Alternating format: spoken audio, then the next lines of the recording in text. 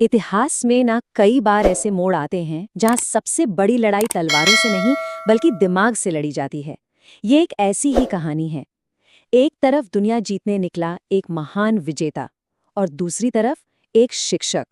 और इन्हीं दोनों की टक्कर ने रखी भारत के पहले सबसे बड़े साम्राज्य की नींव। तो सवाल यही उठता है कि आखिर ऐसा कैसे हुआ।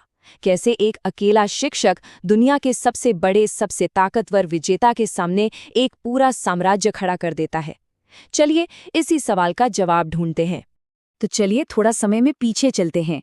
उस वक्त भारतीय उपमहाद्वीप कैसा था? वो एक नहीं था, बल्कि छोटे छोटे बिखरे हुए राज्यों में बटा हुआ था। मतलब हर तरफ एक तरह की उथल पुथल थी। और इसी माहौल में इतिहास का सबसे बड़ा हमलावर दस्तक देने वाला था।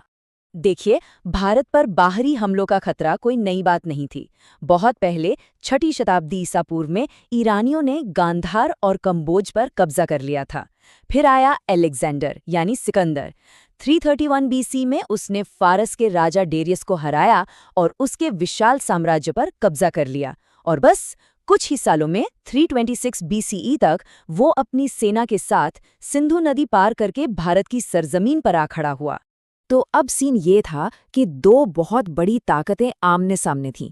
एक तरफ सिकंदर, जिसकी सेना दुनिया जीतती आ रही थी, मतलब एक अनस्टॉपेबल फोर्स। और दूसरी तरफ था भारत का सबसे अमीर साम्राज्य, मगध का नंद साम्राज्य। पैसा, ताकत, सब कुछ था, लेकिन उसका राजा घनानंद वो बेहद भ्रष्ट और कह सकते हैं कि जनता उससे नफरत करती थी। तो बाहर से खतरा और अंदर से कमजोरी, ये था उस वक्त का हाल। तो सिकंदर ने भारत में अपना अभियान शुरू किया और यहाँ उसे दो तरह के लोग मिले। कुछ जिन्होंने धोखा दिया और कुछ जो आखिर तक लड़े। सिकंदर के लिए भारत में घुसना कह सकते हैं कि काफी आसान हो गया था। क्यों? क्योंकि तक्षशिला के राजा आम्भिक और शशिगुप्त जैसे कुछ शासकों ने लड़ने की जगह सीधे सीधे सरेंडर कर दिया। इतना ही नहीं, उन्होंने सिकंदर का स्वागत किया और उसकी मदद करने का वादा भी किया। इतिहास में इन्हें भारत के पहले दर्ज किए गए गद्दारों के तौर पर याद किया जाता है। लेकिन सबने घुटने नहीं टेके थे।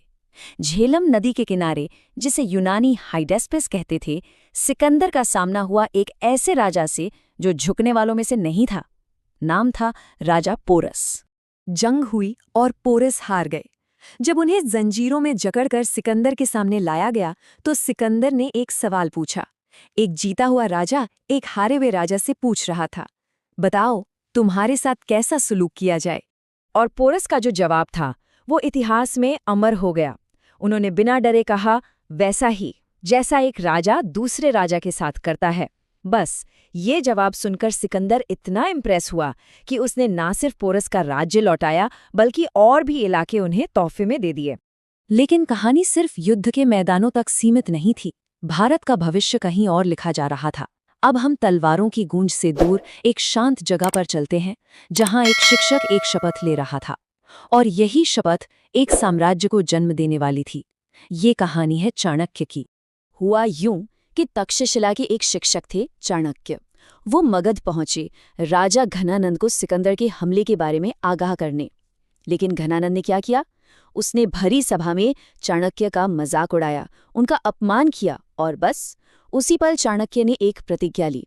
अपनी शिखा खोलकर कसम खाई कि जब तक वो इस घमंडी नंदवंश को जड़ से उखाड़ नहीं फेंकते तब तक चैन से नहीं बैठेंगे। तो इस एक अपमान ने चाणक्य के जीवन को दो बड़े मकसद दे दिए। पहला, भारत को हर बाहरी हमलावर से आजाद कराना, और दूसरा, इस भ्रष्ट नंदवंश की सत्ता को खत्म करना।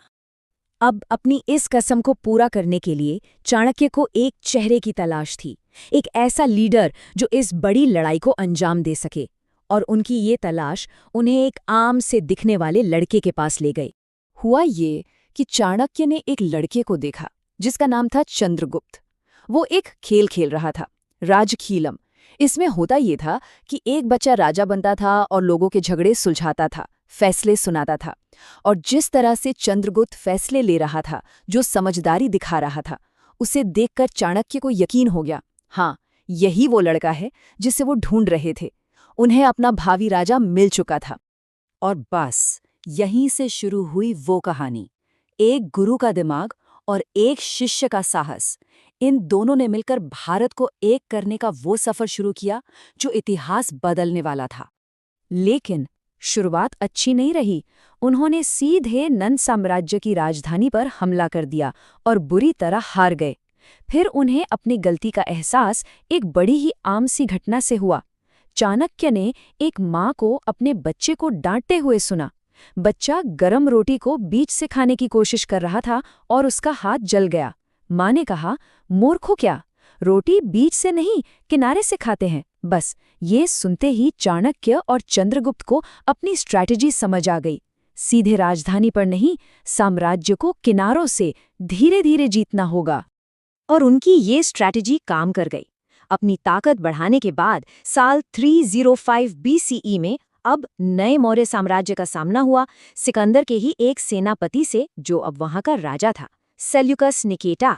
इस लड़ाई में चंद्रगुप्त की जबरदस्त जीत हुई और जो शांति समझौता हुआ वो तो और भी कमाल का था। सेल्यूकस ने काबुल और कंधार जैसे 4 बड़े प्रांत मौर्य साम्राज्य को दे दिए।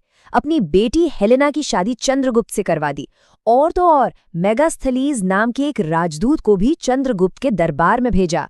बदले में चंद्रगुप्त ने उसे तोहफे में 500 हाथी दिए।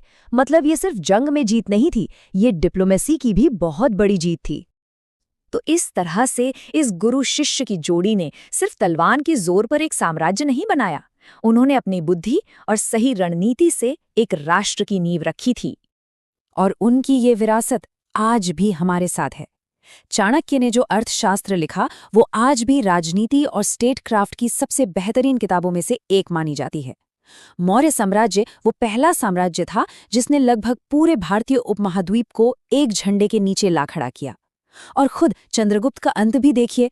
सब कुछ हासिल करने के बाद उन्होंने राजपाट छोड़ दिया, एक जैन मुनि बन गए और कर्नाटक के श्रवणबेलगोला में उपवास करके अपने प्राण त्याग दिए। उन्होंने वाकई में एक ऐसे साम्राज्य की मिसाल कायम की जो आगे आने वाली कई पीढ़ियों के लिए प्रेरणा बना। तो आखिर में ये कहानी हमें एक सवाल के साथ छोड़ जाती है, ज्यादा ताकतवर कौन है, वो तलवार जो जीत हासिल करती है या वो दिमाग जो एक राष्ट्र बनाता है?